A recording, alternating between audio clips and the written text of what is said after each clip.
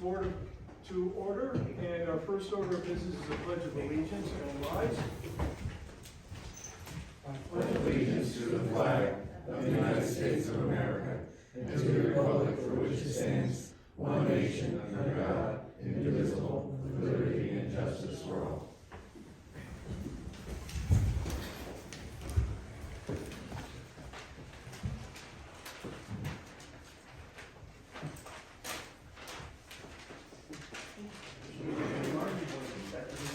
You're blinking too.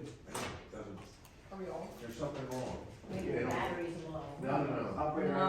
Yeah, we're all. User error? I don't think we're connected. Yeah, I'm not hearing anything. Yeah, because we're Test, blinking. it's not working now. No, we're not working. Can you test it? Let me turn it off and on. No, we're all blinking. Hello? We don't blink. You're all blinking? Yes. Yeah, we're all blinking. Something in the back is not turned on. Something's not hooked up. Okay. Some gizmo is not getting power. Yeah, 2 weeks ago. So. Yeah, that's kind of do over because you're blinking. Yes. Are they okay? Yeah. They're still blinking. No, I think it's in on the backpack. Transfer. Yeah. Honey, can you say something? Now it's red, Ron. Oh, it's right now? It's red now. You did it. Okay. No, it's holding. Oh, It's holding. it's good. All right. Yeah, we Sorry for the delay. Yes, I see it. whatever you did, you did. I hear you. I hear you. Toggle everything on and off. Okay, the Land Use Board Open Public Meeting Act Statement of Adequate Notice. I hereby announce and state that adequate notice of this meeting was provided by the Secretary of the Rockaway Borough Land Use Board by preparing a notice dated January 11th, 2023, specifying the time, date, and place of this meeting, posting such notice on the bulletin board of Borough Hall, filing said notice with the clerk of the county of Morris, and publishing the notice in the Daily Record newspaper. I hereby hand a copy of such notice to the Secretary of the Rockaway Borough Land Use Board for inclusion in the minutes of this meeting, all of the above in accordance with NJSA 10:4-6 et sequitur Open Public Meeting Act. I'm Ken Blair, the chairperson. I would like anyone here to note that in the event we have to leave the room in a hurry, there are exits behind you, to your left, or ahead of you, to your right, over here or back there. And that the board has decided there will be no new cases after 9:30 and no testimony after 10. And the official record of the meeting is being recorded, and in the event that it gets unruly in the room, we may have to cause a pause in order to get things organized again. And may we please have a roll call? Mayor Tom Mulligan is excused. Ken Van Wert, absent. Joyce Fireman, absent. Ron Hammond. Present. William Huffler. Here. Mark Howard. Here. Jim Hurley is excused. Barbara Koch. Here. Janet Lennon is absent. Bob Schaefer. Here. Kim Rose is absent. Chairman Blair. Here. Thank you very much. Our first order of business is we have a resolution to approve or to go over. It's for the Islamic Center of Morris County. It's LUB number 089. We've received copies of this in the packet that was delivered to us. So does anybody care to make a motion? I'd like to make a motion to make a change or a bit of So you make a motion clarification. to accept with the provision that we need once some We need changes. a clarification. Okay, yes. is there a second to that motion? Second. Seconded, okay. Barbara? On the document that we were handed, item number 2, on page, the pages aren't numbered. 2, 3, 4, 5, 6. It's the heading. It's in item number 2. It says it starts with accessory structure elevation. That paragraph. Is it in the relief clause? It's in this document. How many pages back? 4. It's on the 4th page. Okay. First side of the 4th page, item number 2, the wording begins accessory structure. Oh, yeah. Everybody got it? Now, it's after now there be resolved. Item number 2, accessory structure. Top of page 1, 2, 3, 4, 5, 7, I guess. Typo. The board professionals? Yeah. Okay, there's that typo, that's Yeah, easy one. sorry about that. That's okay, and then showing should be the reduced number of doors. No So rear. so much for spell check. Okay, well, it's a word, it's just not the word you wanted. I have that problem myself. The other item is, there seems to be a contradiction between item 2 and item 8 on the bottom of that same page, because we definitely said no windows. And item 2 is a little ambiguous because it says no rear windows, but then it says no windows to face the residence. And item 8 is in line with what I believe we voted to approve about the deed restriction and no windows shall be allowed in the structure, period. To clarify the question for me The then. question is, the resolution that we voted on and approved said that there's a maximum of 3 overhead doors and there'll be no windows in the accessory structure, and then no provisions for windows facing in any direction. It said no windows. Yeah, the two statements are not mutually exclusive, but it'd be much clearer if number 2, if the word rear was stricken, where it would say no rear windows. No windows. There's no windows. No windows, period, with rear struck. Right, if you struck no windows. Got it, I can take care of that. That's cool, and then, did I miss the part where it says maximum of 3 overhead garage doors? It's not written. Because that was also a part of the deed restriction. And I Oh, wait, think it says it the was, reduced number of doors 3. So Where it are says you, we Ron? reduced them to 3. So they well, had- what number, Number 2, number 2. after your. Okay, reduce the number of, No, no. okay, and then, okay, all right, because I thought that So made see more what you sense call to that. put it in number 8 where it said no windows and maximum overhead, 3 garage doors, but it's a legal thing and I'm not a Yes. lawyer, so I just wanna make sure that it's really clear about what was approved. Thank you for pointing that out. That's it, I have no other comments. Thank you. Yeah, I also had a question, I don't know, a clarification.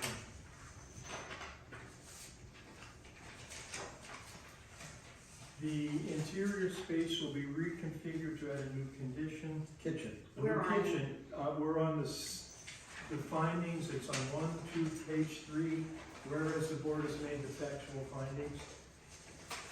And it's number 8. Okay, number 8, the interior space will be configured, that one? You know, to add a new kitchen and to separate the assembly, place of worship, and multi-purpose area. I think it was, they're combining, they're not separating, they're actually combining the multi-purpose area with, Because Please. before they had They had a a wall. movable partition. yes. Right, So now they're actually there's no partition. combined, it will be reconfigured to add a new kitchen and to combine the assembly, place of worship, and the multi-purpose area. Okay. So we're reconfigured out, combined in. Yeah, they're, Separates out, reconfigures, right? Reconfigures, right, Okay. okay. is there any other discussion on the motion? And the maker and the second of the motion are fine with the amendments? Correct. Yes. Okay, do we have a roll call vote, please? Any more, no discussions? Any more? And a roll call vote, please? Ron Hammond, Yes. William Hopler, Yes. Mark Howard, Yes. Barbara Koch, Yes. Bob Schaefer, Yes. and Chairman Blair. Yes. We have another resolution, it's on the master plan consistency review for the zoning, 172 zoning chapter. It's ordinance number 2322, 2323, sorry. We have a motion on that? I have another clarification. This is on Mr. Plan Consistency Review of Ordinance 023-24. Is that the one we're on? No. 23 Okay, 2323, okay. It's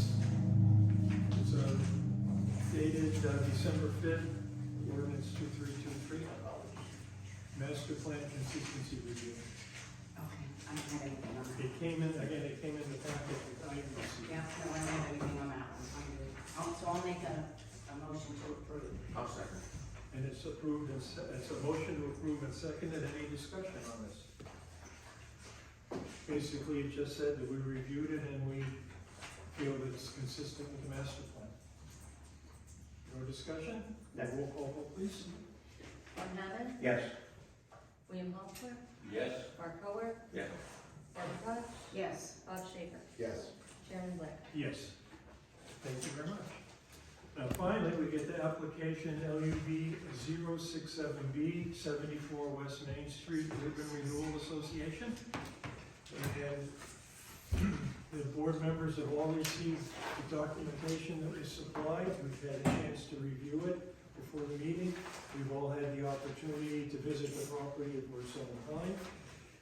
And Counselor, we'll hand it over to you then. Good evening. Amanda Curley from Dave Pitney on behalf of the applicant, 74 West Main Street Urban Renewal Associates LLC. We're here tonight seeking amended preliminary and final major site plan approval to make modifications to a 70-unit age-restricted development located on property located along West Main Street and Mount Pleasant Avenue, also identified as lot 65.01 in block 73. We were here previously in June of 2021 to get the underlying approval. That was for 70 units, age restricted, 100% affordable development, along with a subdivision. I think it's better if I just talk. yeah. Yeah, I'm quite loud. So we were here in June of 2021, got the underlying approval.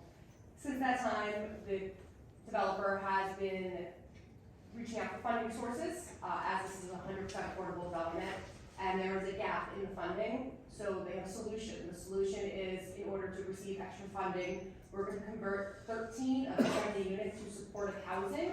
These will be one-bedroom units for those with intellectual and developmental disabilities. That's really the extent of the changes. It's very minor. There are 2 small modifications to the floor plans. We're going to add some security fencing to retaining walls. We're going to relocate some of the ADA parking spaces. And then we're also proposing to add 3 additional EV stations to make up for a slight parking deficit by the conversion to the 13 units. In connection with those 13 supportive housing units, there's going to be a maximum of 5 employees, which changed the parking calculation from 86 required to 89. So that's 3 spaces. So we're going to add 3 EV stations to make up for that, which we'll get the bonus credit for. And then other than that, I've already described the changes. They're very, very minor. I do have 3 witnesses here to kind of just go over the operational testimony. So I have Elizabeth Klonich, who's the applicant's representative, who will just talk to you about what the supportive housing means and the program. Then I have Kenneth, I'm gonna say his name, Dykstra, our site engineer here to just walk you through the 3 EV stations and the minor site plan improvements, site improvements. And then I have Aaron Kumo here, our architect, who's gonna walk you through the 2 very minor floor plan changes. Substantially, this application is the same height, same bulk, same number of units, same number of parking spaces, but for those 3 EV stations. It's just a couple of modifications so that we can convert these 13 units. And then we received 2 reports. One is the planner report dated November 29, 2023. The other is your engineer's report dated, again, November 29, 2023. And with that, I'm gonna bring up the applicant's representative to have her sworn in and just walk you through what the plan is with respect to the supportive housing. Perfect, thank you. You're gonna have to speak loud because this is getting that feedback. Would you raise your right hand, please? Do you solemnly swear or affirm the evidence you're about to give before this board shall be the entire truth? Yep. And could you identify yourself for the record, please? Sure. Hi, good evening. My name is Elizabeth Klonich. I'm Vice President of Development with RPM Development Group. I've been with RPM for over 11 years now. We do predominantly affordable housing development throughout New Jersey. We develop, build, lease, and manage all of our units in-house. We have over 3,000 units in our portfolio, and we were here back in 2021. So I'm happy to see some familiar faces here this evening. So tonight we're really here because since 21 we received our approvals. As some of you may know, there's been some really significant cost increases, both in the construction industry and also related to financing. for this project. And since this is 100% affordable housing, we can't pass on those costs to our tenants like some other developers do. So the state has identified that this is an issue throughout the entire affordable housing industry, and they've created several programs to identify this need to move these developments along. And one of the programs is to provide upfront capital subsidy for developments that include units for supportive housing. So here we were able to modify the project to include 13 supportive housing units, and it's actually consistent with your ordinance because it does allow for a 20% non-age restricted population. So we have the 13 units. And related to that, we partnered with the ARC of Morris County. We have an MOU with them, and they will be providing services and tenant referrals to this development. So Amanda asked me to kind of give you some more information about what the operational changes may be in the building, or how this will, what the changes will be from our testimony that was provided for the last application, and it's really minor. We have a social service team on staff that will work with the ARC of Morris County, but the ARC really provides services for the tenants. Each tenant has a unique, set of services that or a social service program that is required for them. That's why we say that the staff on site may be between 3 to 5 employees for these units. We really don't know because each tenant has their own individual programs and needs, but what we anticipate is that the majority of the tenants will actually use the ARC of Morris County. They have a day program in 2 locations in Morris County, and the county provides us bus service that will pick them up, and we'll bring them back. So it's usually the hours are between 9 to 4 p.m. And then in the evening, some of the tenants may require additional support services, and then we may have some staff on site that'll provide services for a number of the units. So we don't anticipate that each unit will have an individual person. There will be at least, they usually group individuals, and we'll have one person service more than one unit. That's where we're going with 3 to 5. But not all tenants require services, and actually some tenants will work in the community and they may walk. In our experience, we typically don't see that the majority of tenants have vehicles. I know that that's something that we thought about when we were thinking about what the parking demand, what the parking need may be here. We do have experience with having this type of population in our portfolio, in our buildings. We have over 200 units of supportive housing in our portfolio. So we know what to expect. Other than that, let me see if I left anything out. I think you covered it all. Yeah, okay. All right, well, I'm happy to field any questions, and that's it. So with the units, the 13 new units, are they built any differently than a regular unit would normally be built for any other person? Sure, so our architect can speak more to that, but typically our units are adaptable. Here, the units will be accessible. And as part of the program, we actually have to work with the Department of Human Services, their DDD, Developmentally Disabled Division, and they come in and they inspect construction, and they have different standards for these units to make sure that they're accessible. They'll come in between 3 to 4 times during the course of construction to inspect the site and make sure everything is as per their requirements. The short answer is the modifications are not major. Erin will run through that. I believe we're swapping out a tub type, and we're relocating a staircase to meet code. I have a general question, I'm sorry. You're okay, Ron? I have just a general question about supportive needs. That term was not familiar to me until I read this. Can you describe some of the challenges the residents face who are considered to be need supportive needs? Sure, so I think that, what we've seen, some of the typical challenges would be just everyday activities. The tenants that require services, that they'll go to different day programs that'll teach them just, it's almost like, how to apply for, how to look for, it depends on what the different needs are for that tenant, but how to look for a job, how to apply to different programs, with, linkages to different health screenings, right? What's in the community that they can access, things like that. Computer health. So they're vocational and, day-to-day, living on your own kind of skills? Exactly, life Okay. skills. And I should mention that the ARC of Morris County actually will provide a 24-hour on-call service to each of the tenants. So they have, if anything, they always have someone to call.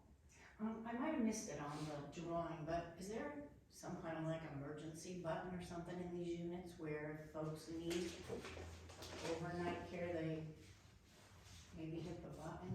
It's not something that we've hopefully been asked to provide. No, I'm just concerned about how would you know? If there's not someone with every person in every unit overnight, how do you know if they need emergency services or?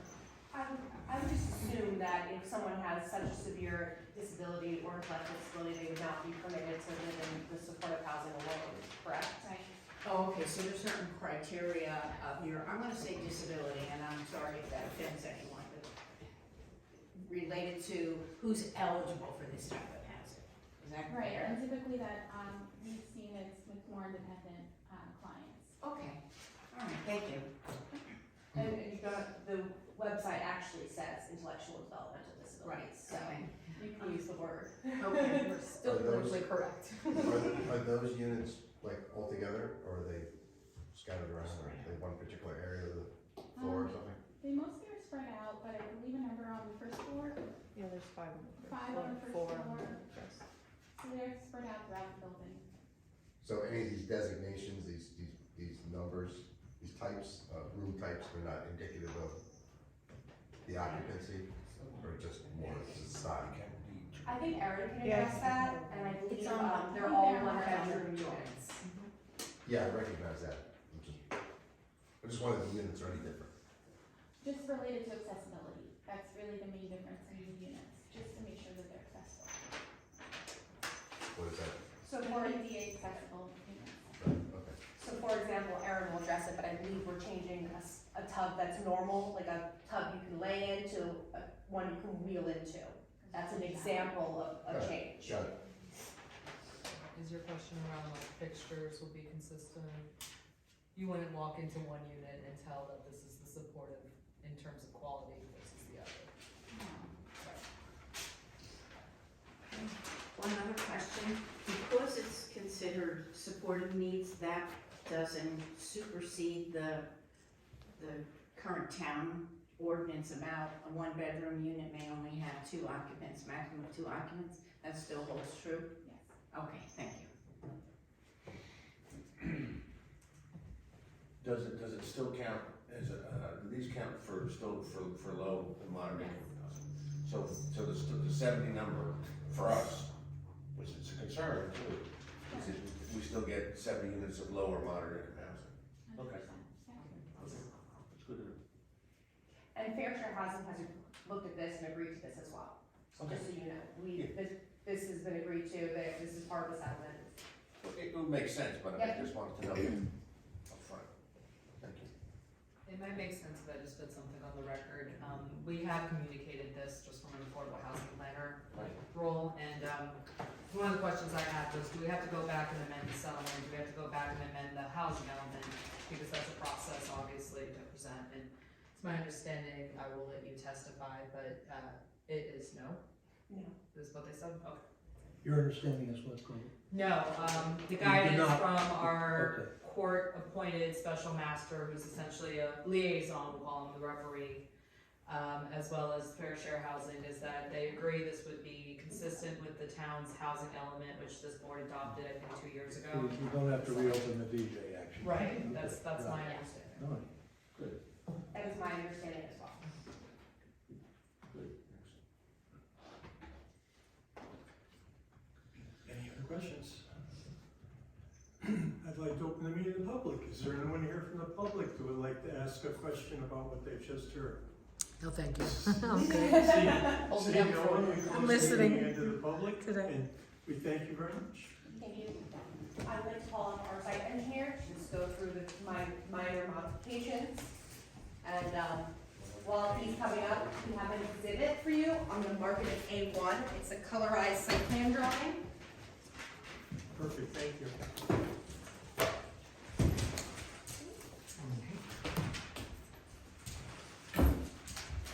And, we have 12 of these small ones to pass out if you'd like.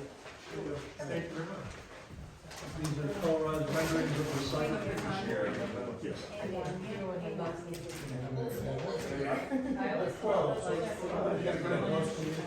Three votes up for government work. So much nicer at the time.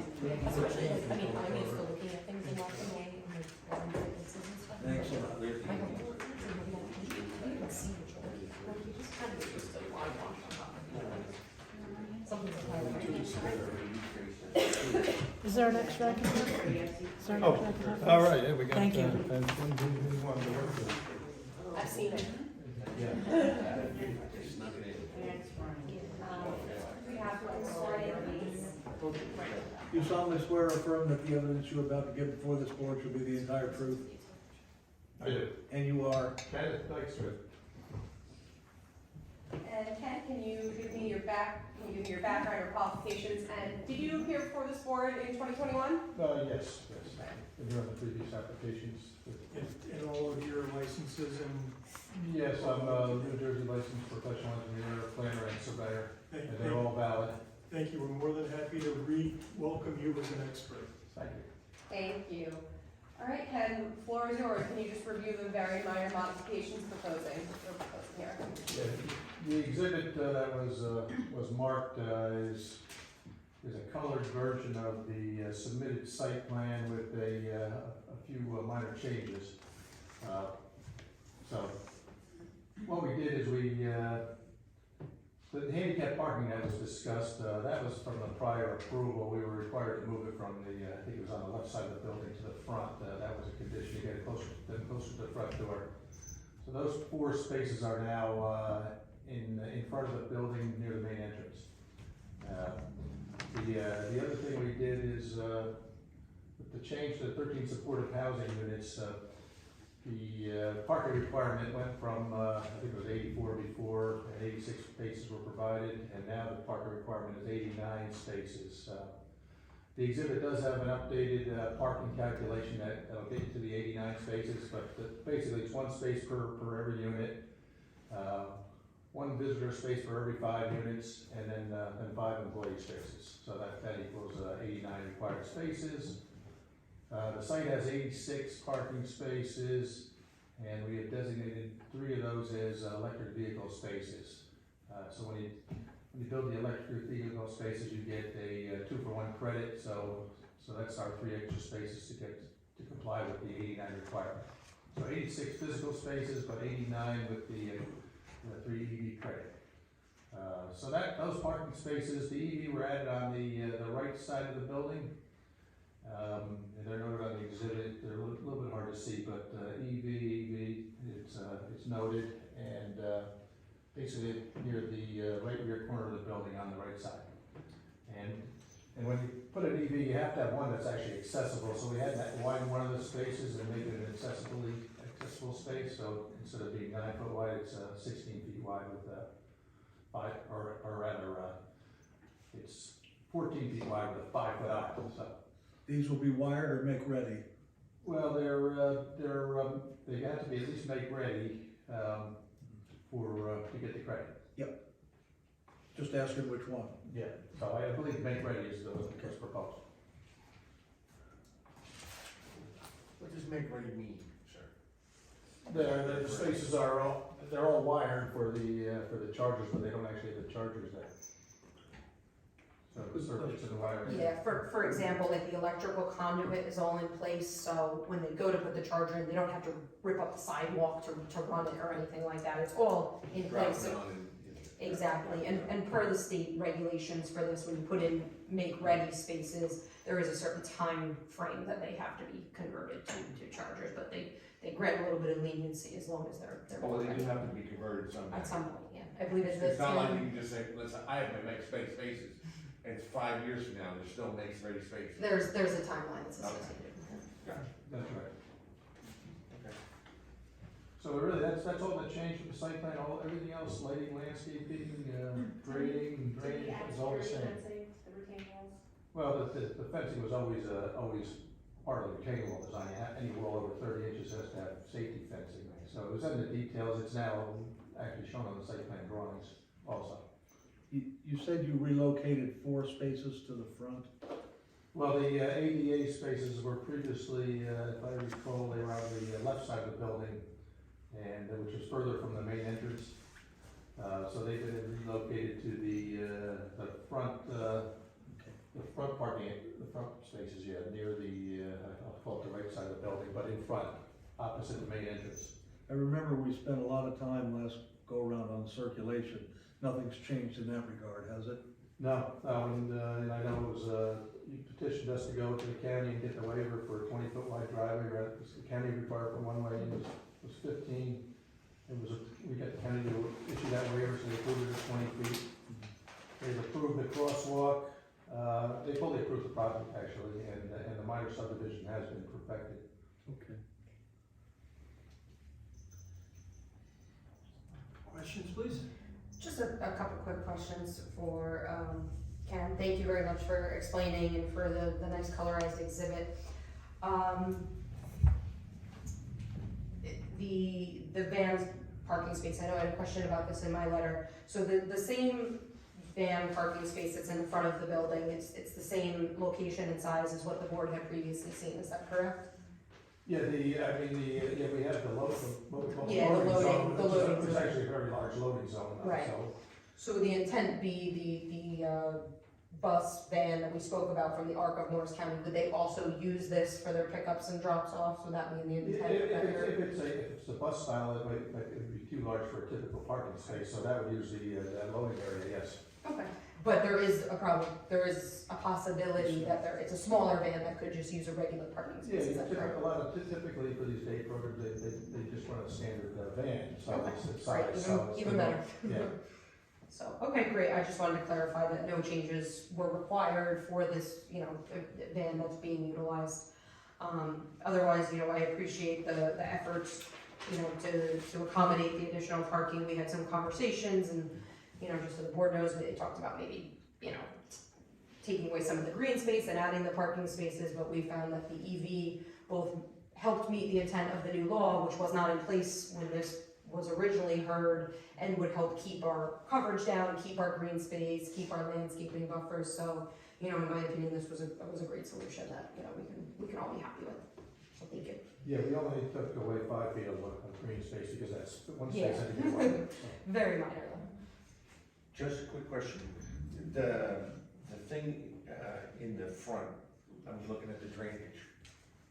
There is there's a retention tanks on the front? Underground storage, yes. Right in the front. Underneath the front parking area, Okay, and then the section where it says former Morris Canal to remain, that's also gonna get cleaned out also, and that's also part of the drainage? No, the part that's gonna remain is gonna remain in its present condition. We do have a path goes up there to view it, and there's gonna be a sign there of some sort to acknowledge it. But they showed piping from the stormwater infiltration area going over to that section, in your stormwater. Almost all the intact part of the prism for the canal on this property is being maintained. There is a little bit of grading into it, and then we have another stormwater infiltration basin, but that's in an area where the canal has already been obliterated based on past history when there was soil movement that took place on this site and actually filled the lumberyard property across the way by the many years ago. Yeah, and Ken, if I would changes. No. Yeah, No, I was gonna jump in and let them know, no changes from what you previously saw, and I do have the previously approved plans in front of me, and there is a couple notes on clearing the bottom of the former channel, but it's very minor. I would consider that more like a maintenance than any sort of extensive cleaning of that area, and that was what was originally anticipated, and that won't change. But I noticed the pipe going between the retention basin and that, it looked like. It's an outlet structure. It's an outlet structure? So if this fills up, it's gonna go there? Correct, that way this doesn't become like a mosquito breeding ground or anything like that. So it's to allow any water that Oh, goes from into, there to go to. correct, into the drainage system, across the road and out behind Donatoni Park. So Gotcha. it's, Okay. it's to To get the drain water it. out of there, not to keep it in, not to Okay. bring any water to it. Gotcha. They're not putting water back in the. No, we're just creating a path so they can get out. But again, there's no changes to their previously shown stormwater design, other than some minor changes that needed to be made in order to, be in full compliance with the state regulations. But again, nothing minor that you would see from the surface, really. Gotcha. Anything else? Seeing none, once again, I open the meeting to the public. Is there anyone here from the public who would like to question what they've just heard? Seeing no one, we close the meeting to the public, and thank you very much. Wait, I have one more question. And I don't remember if we had this in the last one, but I wanted to just know. Was the maintenance, because I didn't notice that they had all the pipes in the front. Is the maintenance of that in the deed for this property? The stormwater, the Yeah. entire drainage system will have an O&M manual that's associated with this property. That's a requirement in the state of New Jersey for stormwater systems, so Okay. on a project of this size, so that would be included. That's all I wanted to know. Thank you very much. You're welcome. And then I just have our architect, and that's it. Perfect, thank you.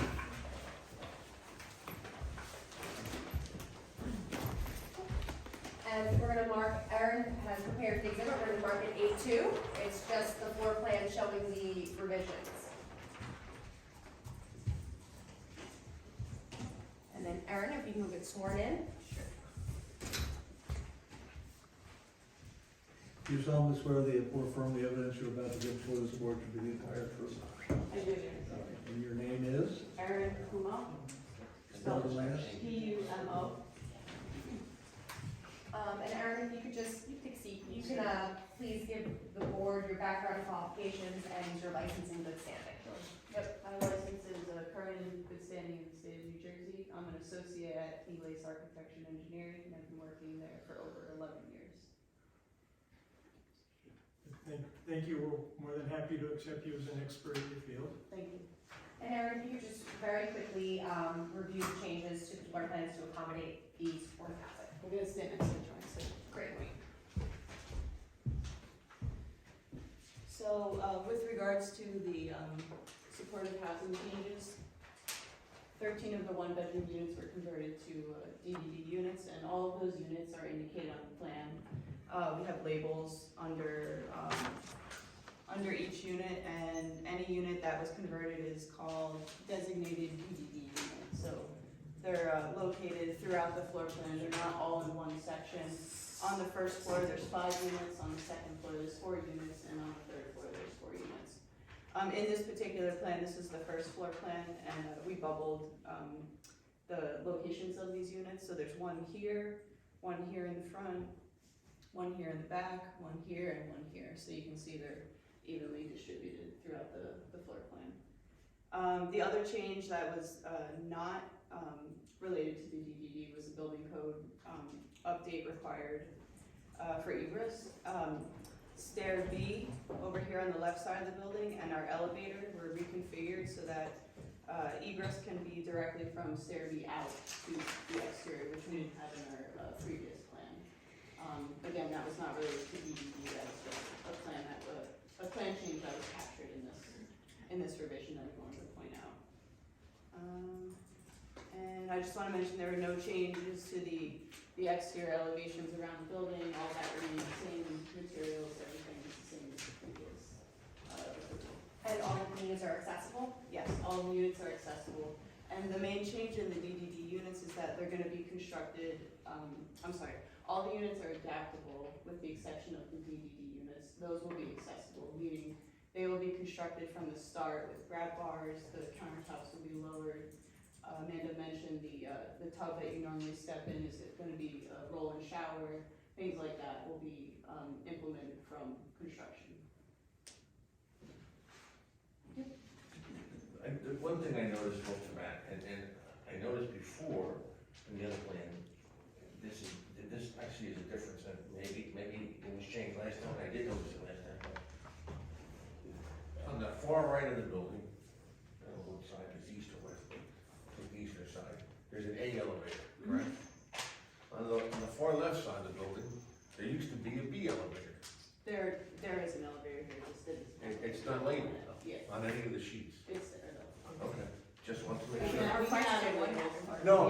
because it's such a long building, and if you're gonna have handicapped people, and you get an alarm in the middle of the night, you know, there's 267 feet of building length. Yeah, it's a good. And to not have another elevator on the other end, the people that are, you know, disabled, have mobility issues, I thought it would be a problem to not have at least 2 elevators in that long of a building. And that was just a concern. The label's missing a lot. Okay, that's all. That was one of my questions.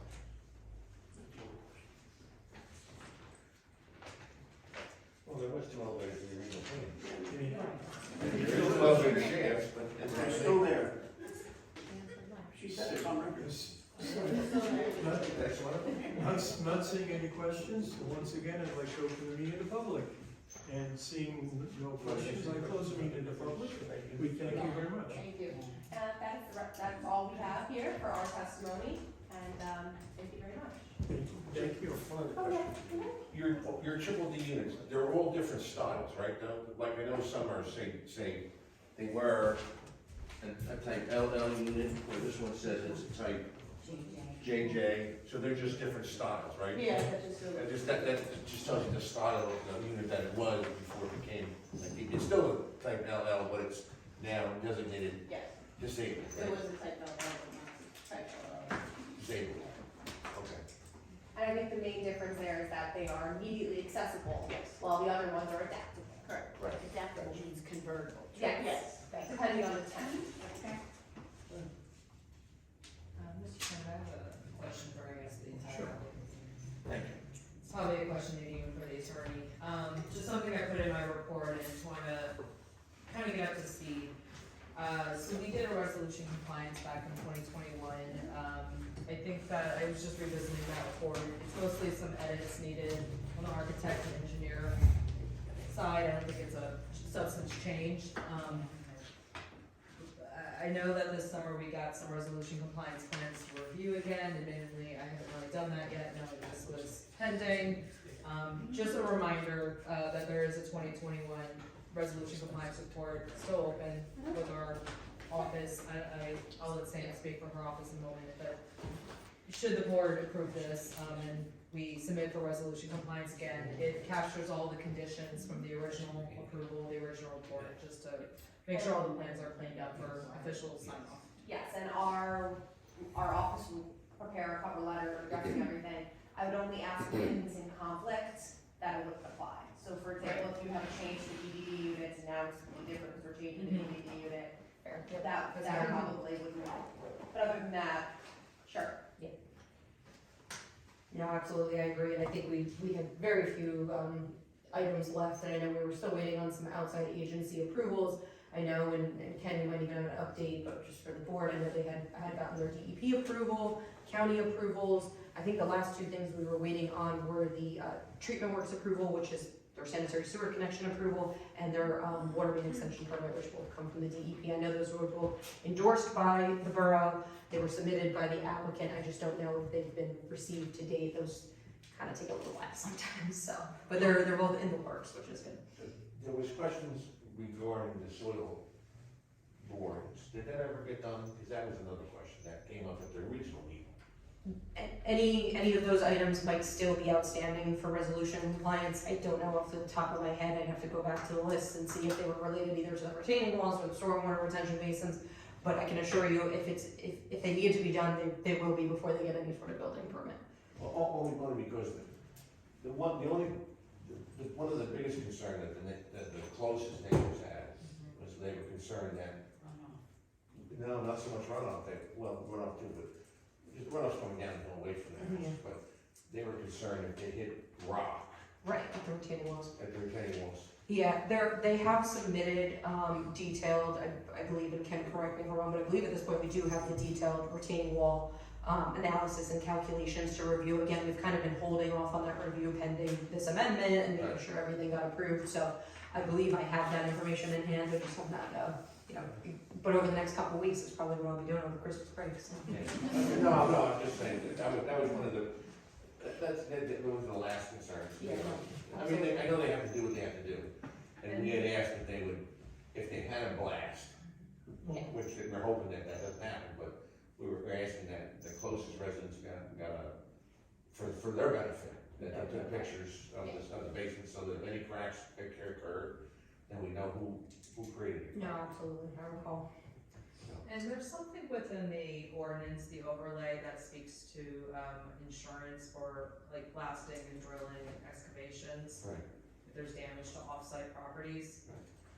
I don't know if it was a condition of approval, but it could be worth adding just to confirm like a pre-construction meeting before, once we have signature sets, I don't want things to get blown away in the wind, and maybe it could be prudent to do a pre-construction meeting to make sure all documents. I'm not either, I just wanted to make sure, because they were asking, and they said as soon as they got approval from the board, which was the second meeting that we had, that they were gonna do more, they weren't gonna do more work back there, which I understand.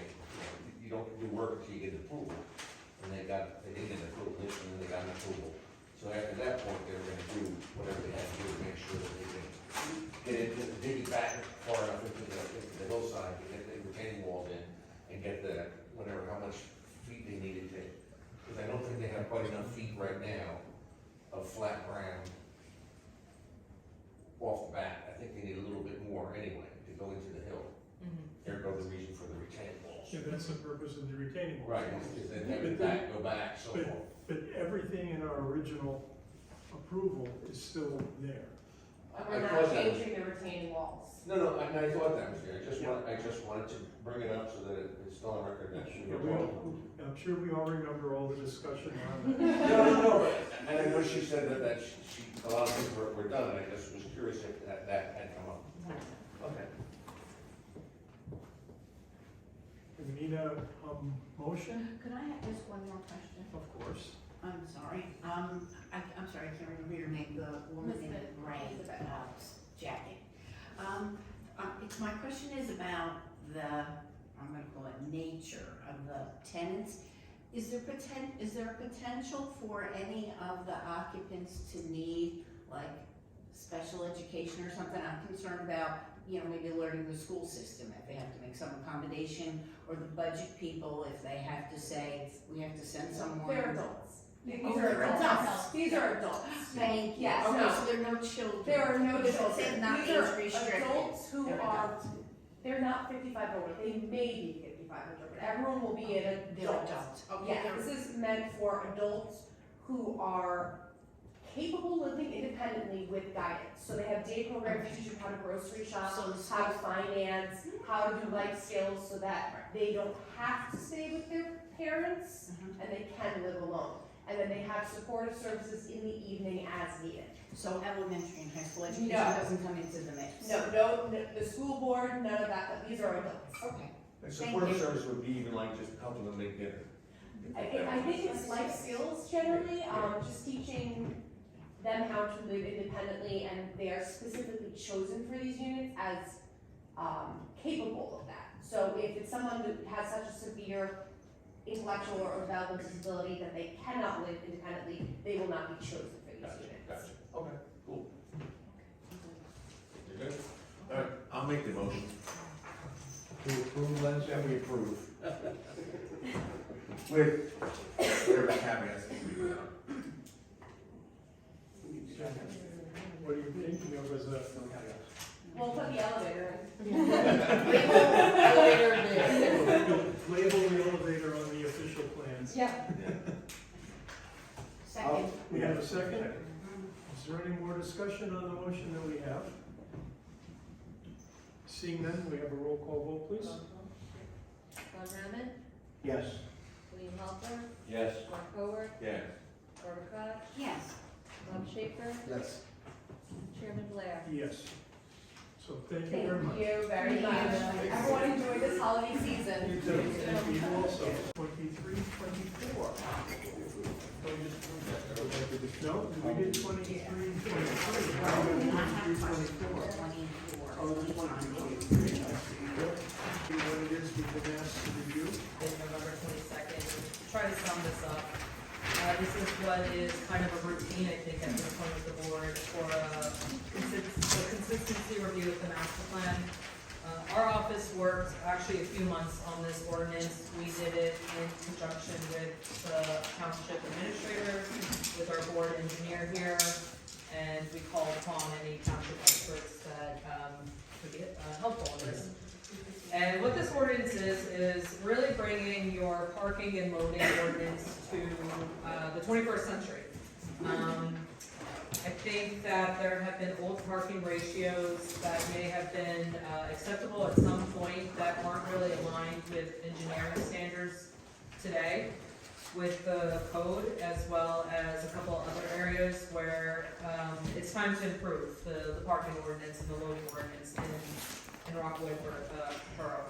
So the highlights here are that this ordinance is going to reduce some burdensome, outdated requirements that really encourage, I think, the wrong kind of variances you guys want to adjudicate sometimes. I don't know if you, one comes to mind is the Wendy's land use board application where it was like 1,000 square foot fast food restaurant needed 60 spaces or something like that, which is just not aligned with what is kind of practical today. So we worked with engineers in refreshing these ordinance standards.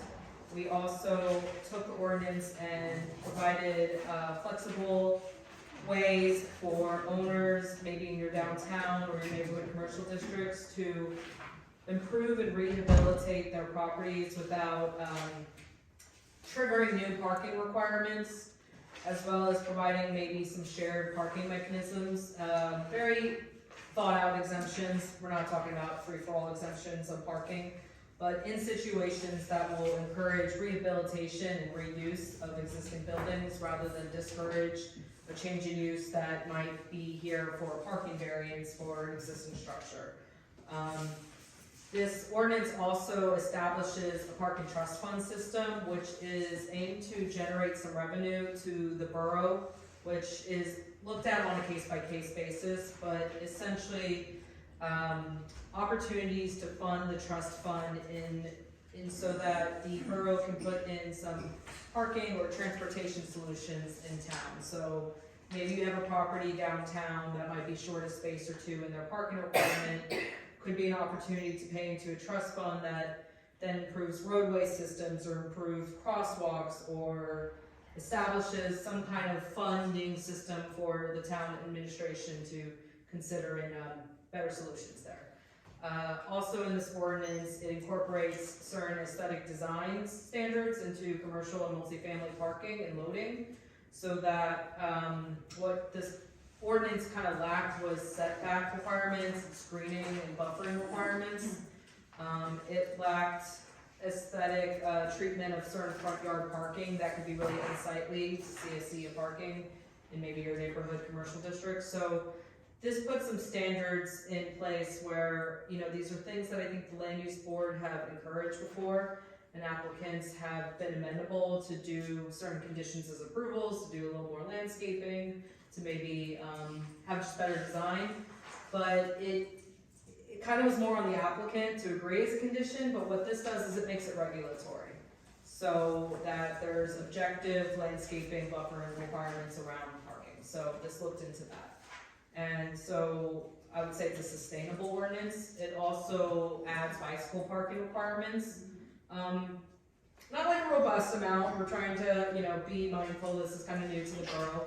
We can always look at it if we want to kick it up more, but a minimum bicycle standard for certain commercial and multifamily uses to encourage that kind of sustainability. The ordinance also brings in the electric vehicle state ordinance, which we kind of just been alluded to a lot, but now will be cooked into the borough's ordinance itself. So that's mostly consistent with the state regulations, but that's the high level of it. I know it's a long ordinance.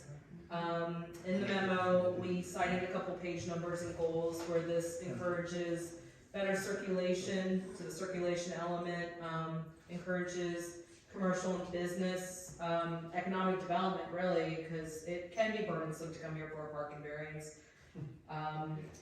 in reuses and instances like that. So it addresses also through the pilot program, which would be coming to Rockaway Borough, to give some municipal funding for dedicating improvement parking solutions here. And just overall, We find it consistent with the master plan, several portions, several districts, as outlined in the memorandum, which I can go through in painstaking detail, or I can answer questions if there are any. But that's the high level. I find that this is consistent with our master plan. The next step from here is you, as a board, will determine if it's consistent or inconsistent with the master plan and make a recommendation to the council. I know it is geared up to be on the council's, I'm just opening up my calendar here, but it is intended to be for second reading at the December 14th council meeting. So your, Mr. Mills here would either prepare some kind of memorandum or something based on what this board finds to the governing body. Just like we approved, the resolution we approved before. Yes. Questions? I have a couple questions. Over on page 6,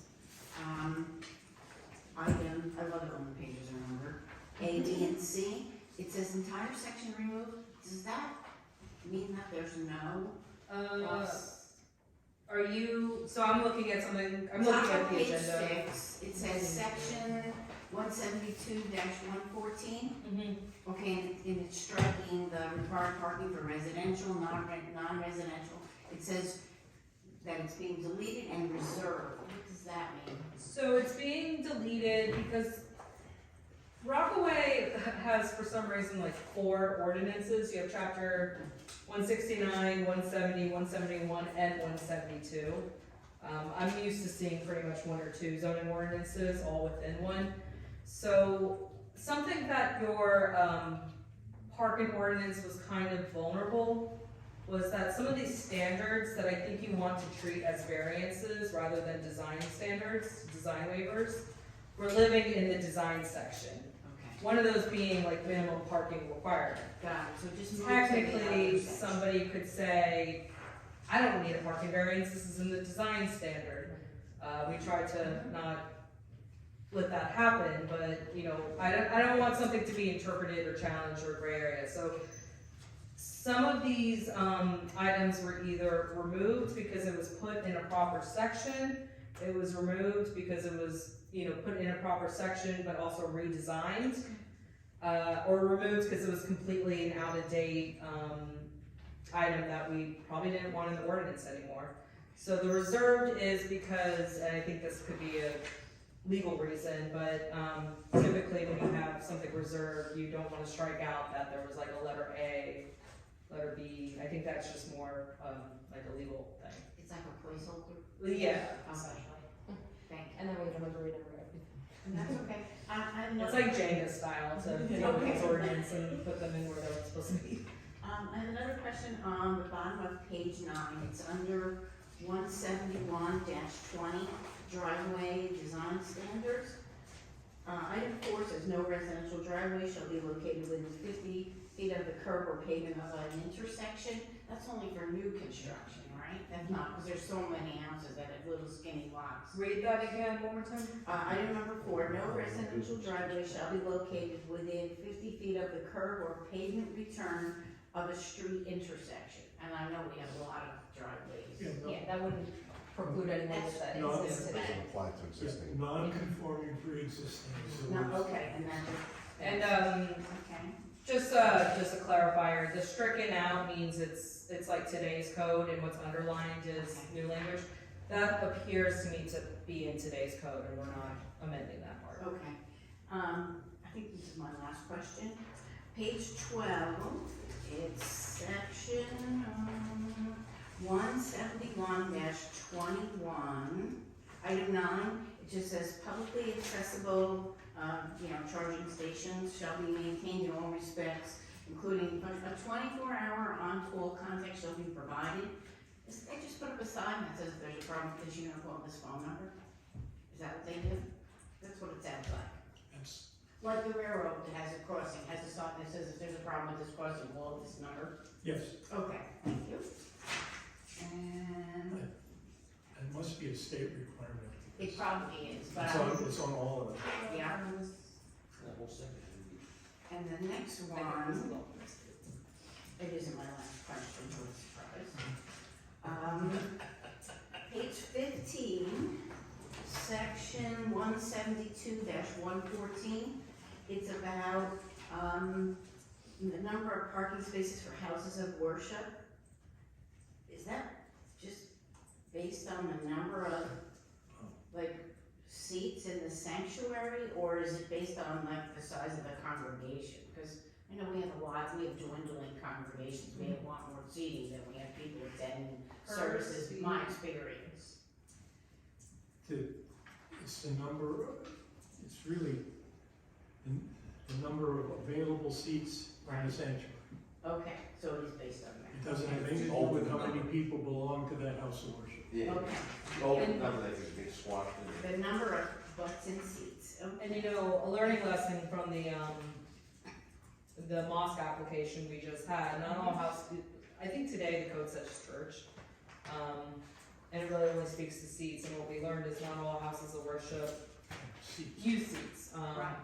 So that is actually something added into this code, I believe, where, you know, should you not be using seats as worship, like a square footage that's equivalent to like a prayer area. Right, like we had for the mosque where they don't have actual seats, they have the prayer rug area, something like that. I'm not being sensitive, but, okay. Something worth mentioning about this parking, like just now that you brought me to this page. You know, this is a standard for the uses where some standards were brought down based on the district, where some are actually a little different based on the district. So this is kind of consistent with, for example, one of these would be, let me just find one. I guess House of Worship, the one we're on.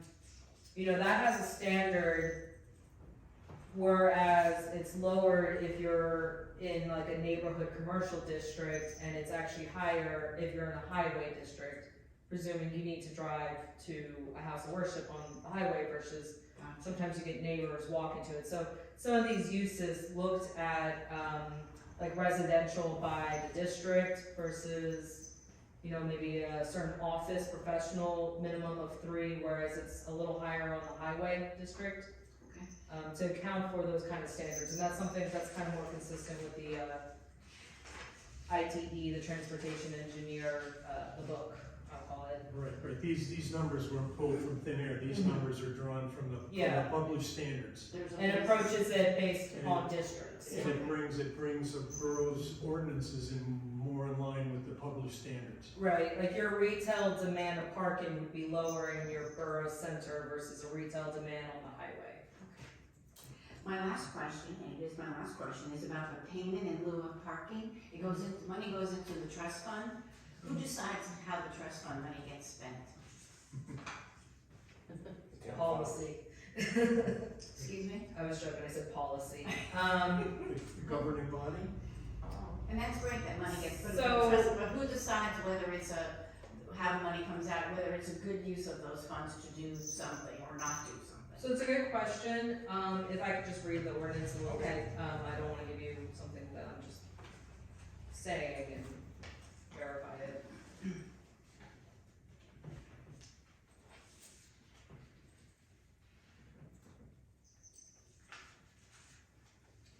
I think it would be under that part F there about use of pilot assessment.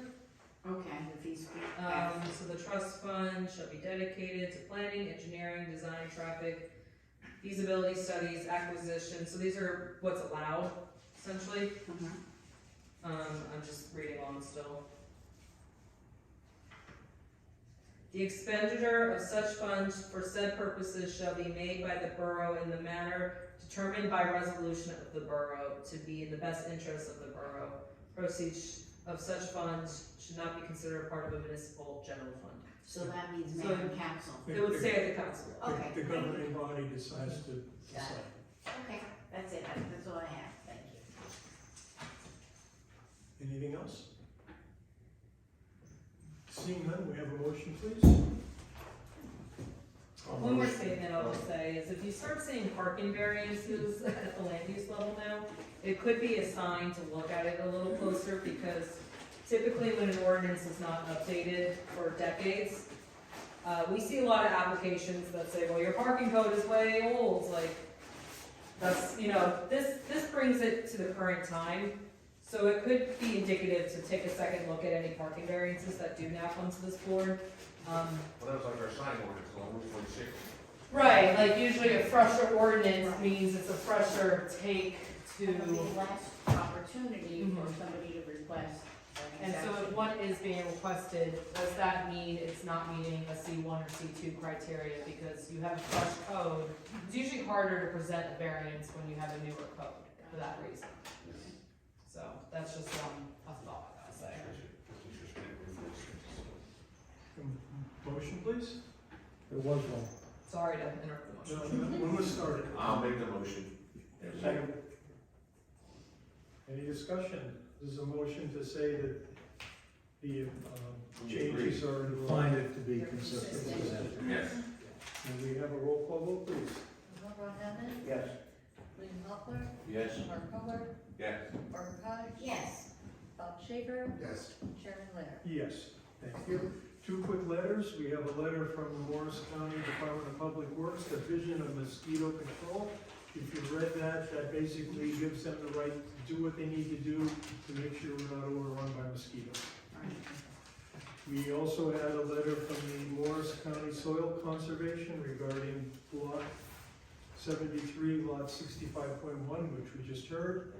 It looks to me like they've deemed their application incomplete. There's probably something that's following up behind that. Which one was it again? I We don't know. just did. No, which office? Morris County. Joe Mack. Yeah, they're still working on that. Yeah. That's what we were talking about, some of the minor stormwater, issues that they're working on. They're minor. It's the size of the stone and stuff like that. So that means that until these are resolved, the project doesn't go forward, is that true? Correct, yeah, they need to be full resolution compliance, which includes all of their outside agency approval. So even if they satisfy me, soil conservation, land use division of DEP, if they don't have their water and sewer, the project's not going forward until they have water and sewer. I don't foresee them having an issue getting, we have capacity and all of that, but sometimes it just takes long.